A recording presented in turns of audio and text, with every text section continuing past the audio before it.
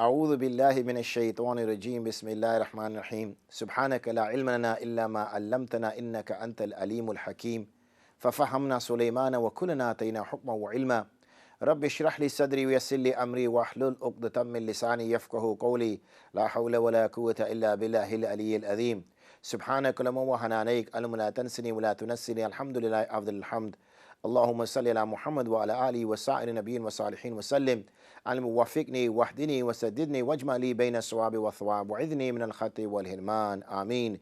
Assalamu alaikum wa rahmatullahi wa barakatuh, and welcome to another episode of Questions and Answers. If you were expecting our appeal to start, so was I, but I received a phone call late on Saturday night from our esteemed colleague, Maulana Imran Musa Saab, and he rings me and he says, Mufsab, do you want to go hungry? And I said, not really, I prefer to eat. So he sort of like went, the phone line went a bit quiet. He says, hungry. I said, no, I know very well what hungry is, but I don't fancy it, to be honest. And I said, actually, I'm quite peckish because I had my evening meal some hours earlier. It's my new regime now, where I eat a little bit earlier so that, keeps the pounds off. So I said, yeah, I'm feeling a bit peckish or whatever. And eventually he goes, no, go to Hungary. I said, oh, Hungary, as in the country Hungary. He goes, yeah. I said, oh, right, I get you. So I said, when? He says, on Monday. So I said, Monday, as in today is Saturday, it's half an hour, it's Sunday, and then that Monday. He goes, yeah. I said, no, man, it's going to be a bit difficult, but inshallah, let's see what we can do. So what happens is then I said, look, I'll speak to you in the morning. But it so happens anyway, I wasn't feeling 100% because I've still got this kind of cold flu thing going on, still with me at the moment. You probably can hear from the sound of my voice. I'm now kind of, pushing myself still. I didn't stop teaching. Alhamdulillah, I carried on teaching, even when I had the cold flu thing. But, obviously I kept myself away from everyone. And also, I stopped going to the gym for a few days. And so I was back at the gym on Tuesday, a little bit painful. Today was a little bit more painful. And I guess tomorrow may be even more painful. But tomorrow is not as demanding as it was today. And then Friday will be. So inshallah, I'll get through the week. And so I didn't go. And it's a good thing I didn't go. Because when we spoke, Maulana Imran Sahab and myself, he said 2 days max, Mufti, maybe 2.5 days. So I said, okay, I could possibly move things 2 days, 2.5 days, but let's not make it any longer than that. And here we are, Wednesday evening, and he's not back yet. So, and as I understand it, he's not back till Friday, maybe even Saturday. So I'm glad in a way. And I think that's probably what he realized as well, that look, Mufti was struggling to go for 2 days. He's got no chance for going for 6 days. So he probably didn't bother getting in touch with me. And as a result, there's no appeal, which is I did say that there would be an appeal would be starting this week. So most likely it will start next week. Anyway, it gives us time, obviously, to go through some questions and answers, which is what the show is about. So if you have any questions, please call on 01274 214 299. That's 01274 214 299. And we'll be happy to take your questions here in the studio. If, on the other hand, you want to email your questions in, then the email address is Q&A, that's QANDA @iqra.tv. So please do call in, get your questions in. As I always say, get your questions in early, make the phone call, because sooner or later I'll be wrapping this session up and taking a break and then returning for the next session. So please make use of this. In the meantime, as is our practice, we're going to go through some questions.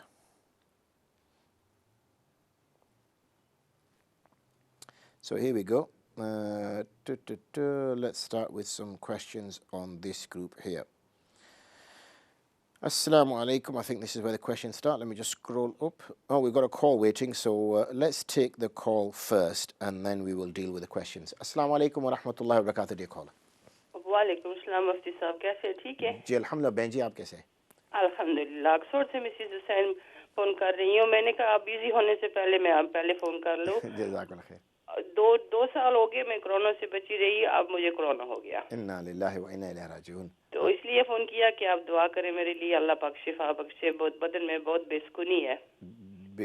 Don't worry, इंशाल्लाह बेशक मैं आपके लिए और जिसको ये बीमारी लग गया उनके सबको लिए दुआ करूंगा इंशाल्लाह ईशा के बाद। बस दुआएं पढ़ती रही, लेकिन एक दिन थोड़ा कुछ वक्फा आ गया, तो वो वक्फे होने के बाद ऐसी बस उसने आके पकड़ लिया मुझे। चलो इसमें भी अल्लाह बेहतरी करेंगे बस इंशाल्लाह। आपके ये जब मुसीबत आते हैं जैसे बीमारी, तो आपके जो गुनाह हैं वो सब आपसे जी, जी। गिर रहा है अल्हम्दुलिल्लाह। सो हाँ, हमको देखता है कि मुसीबत भी है लेकिन हमको साफ़ भी करना है, तो वो कहता है इंशाल्लाह। ना कभी कभी साफ़ करने में थोड़े से दुख लगते हैं। सो सही, इंशाल्लाह सही, आपको सही। जज़ा खैर दे और आपको आमीन। शिफा दे और आपको खुश रखे दोनों दुनिया में भी और आखिरत में भी। आमीन सम आमीन। जज़ाकल्लाह खैरन। अस्सलाम वालेकुम। Walaikum assalam wa rahmatullahi wa barakatuh, Benji. Jazakumullah khair. Our dear respected sister called in there. She survived, dodged COVID for 2 years, but it's caught up with her. And yes, it can be difficult. Yes, it can be challenging. But I'm sure our blessed sister has got strong iman and istiqamah, and she can deal with whatever comes her way. And as we said, it is a means for sins to drop. So remember, the thing is that we should be patient in adversity. यानी सब्र करना है, जब हमको कोई दुख आता है इस पर हम सब्र करना है। ये नहीं कि अपने मुंह से कुछ गलत अल्फाज निकल जाए कि मुझे क्यों ये बीमारी आ गई, मैंने कुछ किया, ऐसे गलत अल्फाज। इससे डरना पड़ेगा, इससे बचना, अपने आप को बच करना कर, इसलिए कि खुदा न खासा अगर किसी ऐसे निकल गया तो हालात ख़राब हो जाएंगे। हाँ, जैसे आपने हमारे जो बहन जी ने दरख्वास्त किया कि दुआ के दरख्वास्त करना है, और आप ख़ुद भी कर लो और दूसरे से भी मंगवा।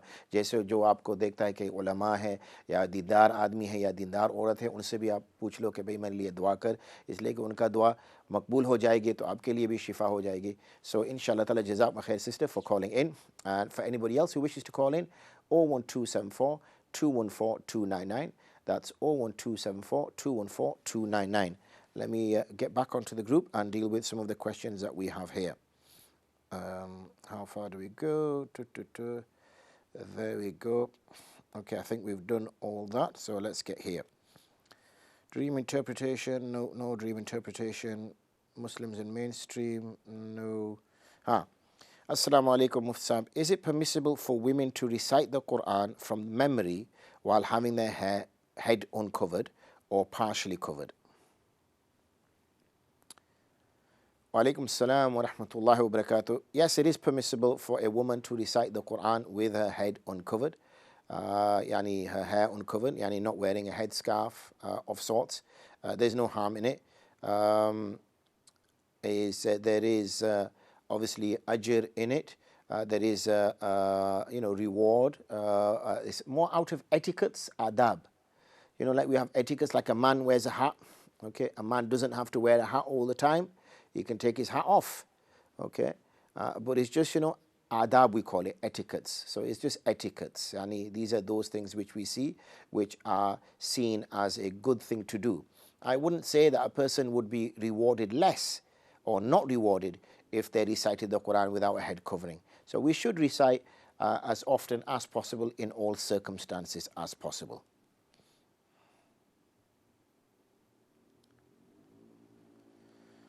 Assalamu alaikum wa rahmatullahi wa barakatuh. Mufti, if a person has a cat who is extremely ill and there is no hope of recovery, and the vet says the only solution is to put it down, then would it be preferred to euthanize the cat or to slaughter it like how an animal is slaughtered for qurbani?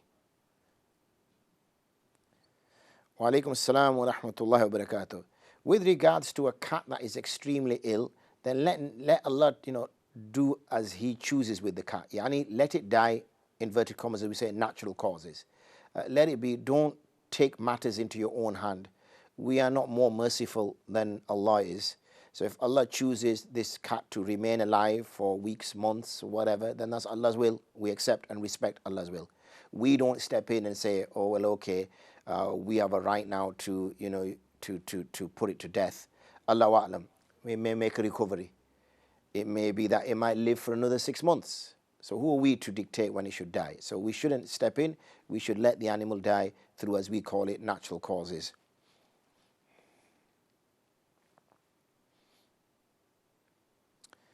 Salam Mufti, are boys allowed to wear wristbands? I'm not sure if they are seen as feminine or if they look like bracelets.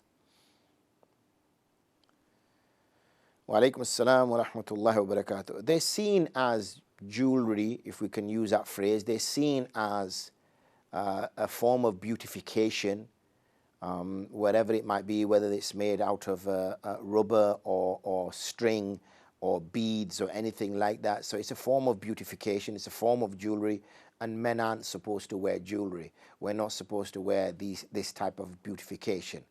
Our beautification is, has been described already, the lengthy beard, the hair, the oiling of the hair, and wearing nice itar and clean clothes. That's our manner. For women, obviously, they can add accessories, earrings, in some cases nose piercing, rings, bracelets, anklets, whatever else a woman wears, necklace.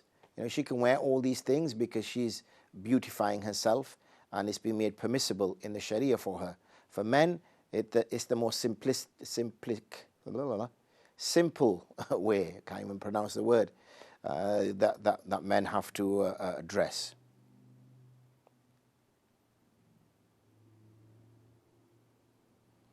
So a slightly longer question here, mashallah. So again, let me remind, we've got a few minutes before we go to break.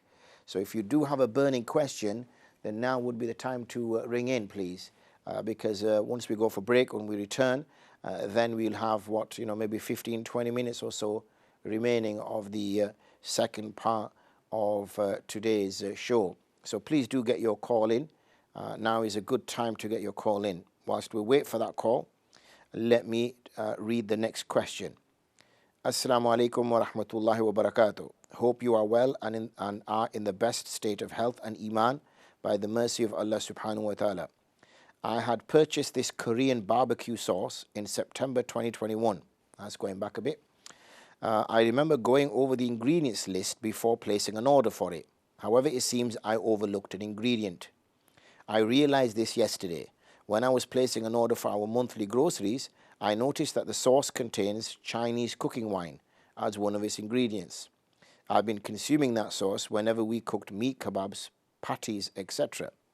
I did raise a query today to the website from where I ordered it. It has been escalated to an email team to investigate. The customer care executive didn't know whether the sauce was halal or not. Is Chinese cooking wine halal? Have I been eating something that is unlawful all this time? Are the acts of worship I did all these months invalid? Am I sinful for consuming it? Will my salah not be accepted for 40 days? So let's tackle those questions. Wa alaikum assalam wa rahmatullahi wa barakatuh. From my research, Chinese cooking wine is not considered permissible because it is an intoxicant. It is made from wheat, from rice, but it's a beverage. It's made from it, an alcoholic liquid is made from it. So it's the alcohol which is the issue.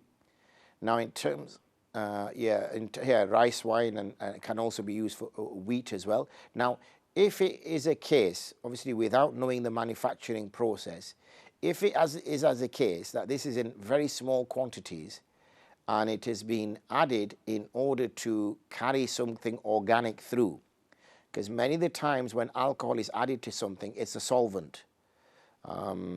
Solvent is something, when something dissolves in something, the thing it dissolves in is a solvent. Let me give you an example. If you have a glass of water, like I have here, and if I got some salt, and I put the salt in here, then this would be the solvent, okay, because the salt would dissolve in the water. In the same way, there are some organic compounds which don't dissolve in water because they're organic. They'll need an alcohol or something like that. So sometimes alcohol is used for that purpose. So we need to understand the actual process as to what happens. I'm assuming the fact that it is cooking wine is that this is actually added as some kind of flavoring. Or some kind of, it makes up the sauce, if you know what I mean. It's actually a component of the sauce. So, as I said, I cannot make those decisions just based on what I'm reading here. So you will have to carry out some. Yeah, so, this is the conclusion we're coming to, is that it won't be permissible from the information that we have. So let's just base that decision that is impermissible. Secondly, so the question you then ask is, have I been eating something that is unlawful all this time? Well, yes, that is the case. Are the acts of worship I did all these months invalid? No, that is not the case, because you did this out of a lack of knowledge. You didn't do this intentionally. So whenever something is done without and also you didn't just do this by just collecting something and in a very carefree, careless attitude. You're actually being very careful and very considerate in looking at the ingredients on the back of the tub or the box to make sure that what you've got in there is permissible ingredients. It's solely that you've missed this particular ingredient, which you've now realized. So because you didn't know, because you are taking due care and attention, then we pray Allah subhanahu wa ta'ala will overlook our faults. You can still obviously seek forgiveness from Him for your short-sightedness, for maybe your lack of a thorough research, and inshallah there won't be no sin on you because it wasn't done intentionally, so that's that cleared up. Will my salah not be accepted for 40 days? I do not believe your salah will not be accepted for 40 days because of the fact that you did not know that this thing was impermissible to consume, even though you did your due care and attention to that. So I hope that answers the question in some detail and gives you some comfort of mind and comfort of heart that you've not done anything wrong here. So that gets us to virtually the last couple of questions left, and then we've dealt with all the questions on the group, which is fantastic. Next, obviously, I realize that we're coming up to a short interval, and because of the short interval, we're going to disappear for a while, so please don't call in. And when we return after our short interval, I will share the number with you again, and I will share the email with you, and then we will take things from there, inshallah. So don't go too far. Think of some questions and come back after the short interval and call us here at the studio. So Jazakumullah khairan, and I look forward to taking more of your questions when we return after the short break. And also, we can still take emails, so even if we disappear for the short break and you wish to drop in an email, then please do so, q&a@iqra.tv. Assalamu alaikum wa rahmatullahi wa barakatuh.